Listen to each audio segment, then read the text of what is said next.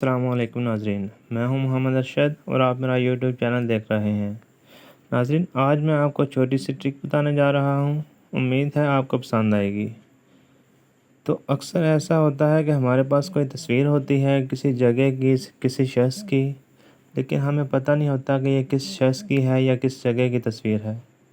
تو اس کے لیے ہم نے کرنا کیا ہے، گوگل میں جانا ہے، کیمپ پہ کلک کرنا ہے، تو ادھر کوئی بھی تصویر اپلوڈ کریں گے تو یہ اسکین کر کے ہمیں بتا دے گا کہ یہ آفتاب اقبال ہے، پاکستانی ٹیلی ویژن ہوسٹ ہے، یا اس کے متعلق جو بھی معلومات پڑی ہوں گی وہ ہمیں بتا دے گا۔